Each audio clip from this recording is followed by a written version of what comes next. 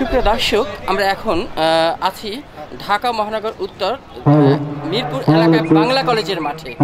আমরা দেখতে পাচ্ছি জিয়া আন্তর্জাতিক যে থানা ফুটবল টুর্নামেন্ট 2025 রূপনগর থানা ভিএস ভাটারা থানা আজকের এই অনুষ্ঠানে আমরা পেয়ে গেলাম উপস্থিতভাবে এমন একজন ব্যক্তিকে দীর্ঘ 17 বছরে যিনি জেল হাজত এবং জুলুম খেটে এখনও আল্লাহর অশেষ রহমতে আমরা দেখছি সুন্দরভাবে বেঁচে আছে। সেই ব্যক্তিটিকে পারভেজ সাহেব কমিশনার ছিলেন, সাবেক 11 নম্বর ওয়ার্ডে সফল কমিশনার ছিলেন, যিনি কমিশনার হতে হতেই এতটাই জনপ্রিয়তা তার হয়েছিল যে তাকে সেই চলমান গতিতে হত্যা করার চেষ্টা করেছিল, পুলিশ পহরায় তাকে থাকতে হয়েছিল।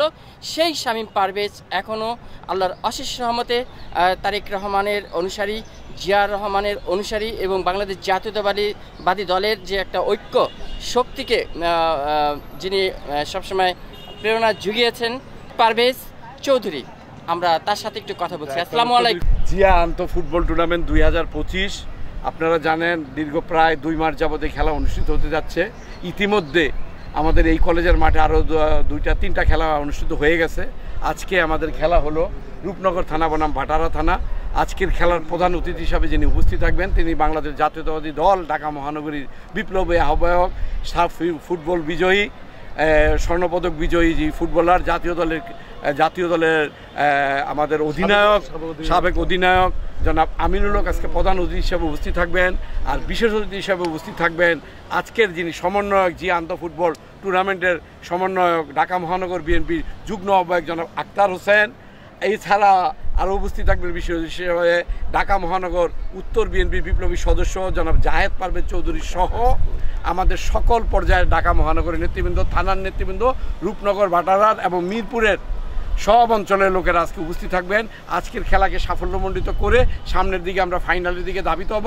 সেই খেলায় আমাদের যিনি প্রধান অতিথি হবেন, সম্ভবত যিনি হবেন জাতীয় দলে আমাদের মনে হয় ঢাকা মহানগর নয়, উনি আমাদের বিএনপির যুগ্ম বিপ্লবী মহাসচিব মহোদয়, সম্ভবত উনি প্রধান অতিথি আসবেন। সেই খেলা সকলকে দেখার আমন্ত্রণ রইল এবং আমাদের প্রতিটা খেলা অত্যন্ত সুন্দরভাবে, পরিমার্জিতভাবে এবং ক্রীড়া নৈপুণ্যের মাধ্যমে খেলাগুলি অনুষ্ঠিত হয়। এখানে দলমত নির্বিশেষে সবাই সমন্বয় করে খেলার মানকে কিভাবে বাংলাদেশের সামনের দিকে এগিয়ে নেওয়া যায়, আমরা যেন একদলীয় শাসন যেন বাংলাদেশে আর না থাকে। সেই কারণেই আপনারা জানেন, ইতিমধ্যে আপনারা শুনেছেন আমরা যে আরাফাত রহমান যে কোকো ক্রিকেট টুর্নামেন্ট, আমার আরাফাত রহমান বাংলাদেশ যিনি ক্রিকেটের ব্যাপারে যিনি সকল দলকে একত্রিত করে ক্রিকেটের আয়োজন করেছিলেন, উনি আমাদের মাঝে নেই। কিন্তু আমরা চাচ্ছি ওনার স্মৃতিকে সামনে রেখে, জিয়াউর রহমানের স্মৃতিকে সামনে রেখে আমরা আমাদের আগামী দিনের রাষ্ট্রনায়ক, বিএনপির ভারপ্রাপ্ত চেয়ারম্যান জননেতা তারেক রহমানকে সামনে রেখে, দেশনেত্রী বেগম খালেদা জিয়ার আশীর্বাদে আমরা এই ফুটবল খেলা সুন্দরভাবে সাফল্যমণ্ডিত করব এবং আপনারা সকলে সহযোগিতা করবেন। এই আশা, এই প্রত্যাশায় আমার আপনাদের পথ হয়ে থাকবে। ইনশাল্লাহ আমি আপনাদের পাশে থাকবো। সকলে মিলেই আমরা এই খেলাকে সাফল্যমণ্ডিত করব। ধন্যবাদ সবাইকে। বাধা বিপত্তির মধ্যে আমরা মাত্র 3টি বিভাগের খেলা শেষ করতে পেরেছিলাম। পরবর্তীতে বাংলাদেশের জনগণের যে প্রত্যাশা, যে চাওয়া, স্বৈরাচার শেখ হাসিনার পতন, সেই পতনের আন্দোলনকে নিশ্চিত করার জন্য আমরা তখন খেলা বন্ধ করে দিতে হয়েছে। 5ই আগস্টের পরে আমরা সেই আরাফাত রহমান কোকো স্মৃতি ফুটবল টুর্নামেন্ট শুরু করেছি। ইতিমধ্যে আমাদের জিয়া ক্রিকেট টুর্নামেন্ট 2025 আমরা শেষ করেছি বিভাগীয় পর্যায়ে এবং আমাদের চলমান রয়েছে জিয়া আন্তঃথানা ফুটবল টুর্নামেন্ট।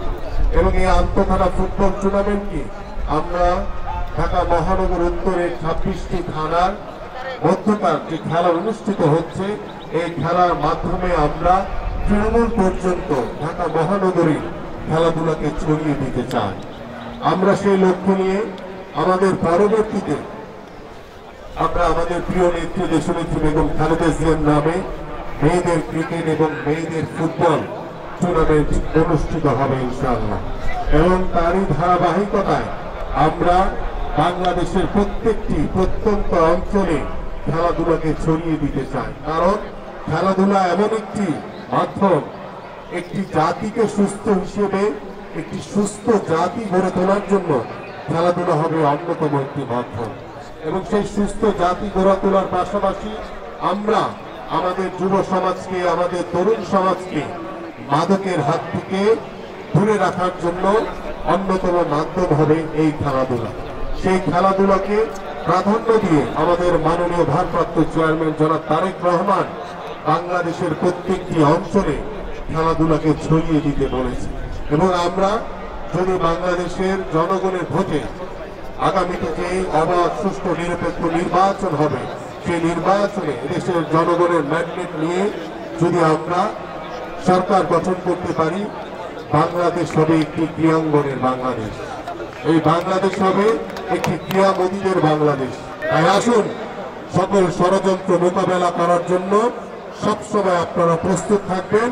ইনশাআল্লাহ আমরা ঐক্যবদ্ধ থেকে এদেশের সাধারণ মানুষকে সাথে নিয়ে সকল ষড়যন্ত্র মোকাবেলা করে আমরা একটি গণতান্ত্রিক বাংলাদেশ গড়ব, একটি মানবিক বাংলাদেশ গড়ব।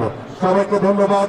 বাংলাদেশ জিন্দাবাদ, বাংলাদেশ জাতীয়তাবাদী দল বিএনপি জিন্দাবাদ, দেশনেত্রী বেগম খালেদা জিয়া জিন্দাবাদ, বিএনপির ভারপ্রাপ্ত চেয়ারম্যান জনাব তারেক রহমান জিন্দাবাদ, শহীদ রাষ্ট্রপতি জিয়াউর রহমান অমর হোক, ঢাকা মহানগর উত্তর বিএনপি জিন্দাবাদ। সংগ্রামী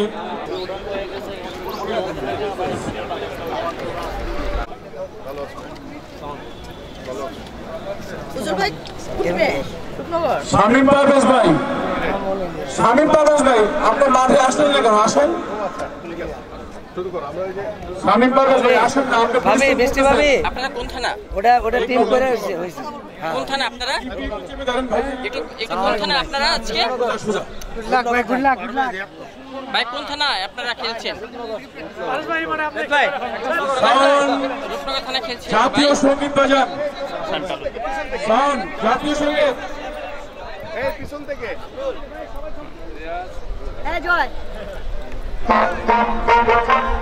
আপনারা কোন থানা?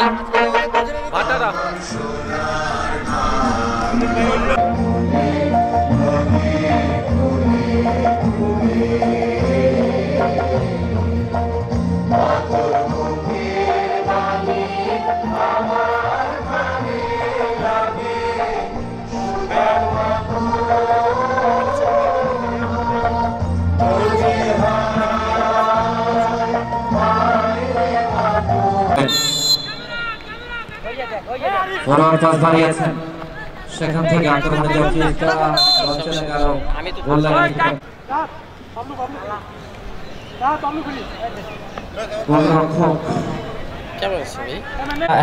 প্রতিপক্ষ রূপনগর থানা 0। ধারাভারক্ষক তিনি ক্লিক করলেন মধ্যমাঠে সেন্টার সার্কেলের ভেতরে সাকিব, সেখান থেকে বল পেয়ে গেলেন লাল মিয়া, ফরওয়ার্ড পাস বাড়িয়েছেন আক্রমণে রূপনগর থানা। দেখা যাক, সেখানে রয়েছেন অবশ্য রাকিব, বা প্রান্ত দিয়ে একজন খেলোয়াড় আঘাতপ্রাপ্ত, শেষ পর্যন্ত তিনি উঠে দাঁড়িয়েছেন অবশ্য জিয়ান্ত।